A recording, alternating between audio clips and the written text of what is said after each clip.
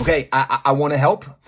In fact, I've spent some time this afternoon going back reviewing the Constitution because I see a lot of concern right now with President Trump taking steps to close down the Department of Education. There's people going, no, he can't do this. So I'm looking, right? Because surely in the Constitution, it's got to say that the role of education in the states belongs to the federal government. But as I was reviewing it, interestingly enough, Article 1, Section 8, it says explicitly what the government's supposed to do. It's what we call enumerated powers. And most of those are in Article 1, Section 8. But education is not one of those. Now, why would education not be one of those?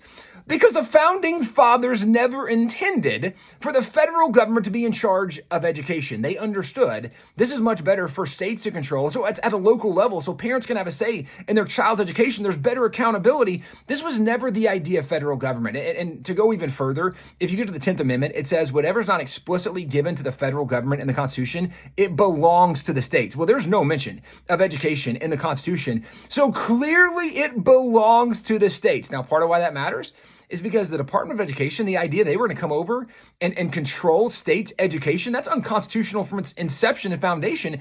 And some people might say, yeah, but we've passed laws. No.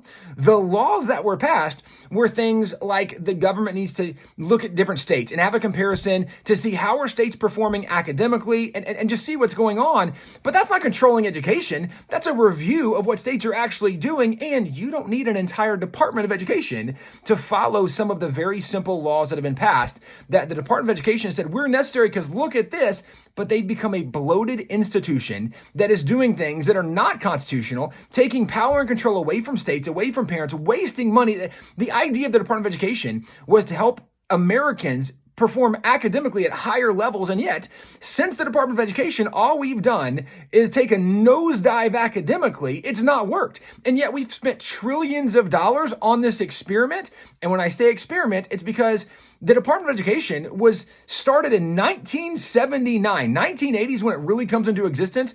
And this has never been a thing that when people think, well, no, the founding fathers did not put it there. This is a more modern concept, and it really was a more modern idea of progressive thought of the government should control more things.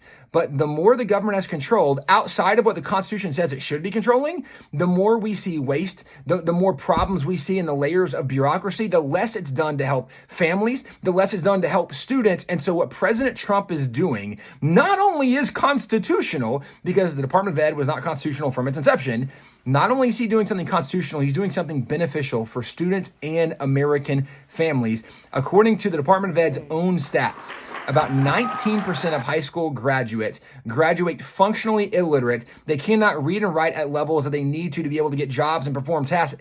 That's 1 out of every 5 students that's going to public school is not getting any base level of education, even not an elementary level of education, and they're graduating. This is a broken system, and it is time to return control back to the local community and really back to parents. The government should not be in charge of our kids' education. Parents should be in charge of their kids' education. So what President Trump is doing is a really great thing.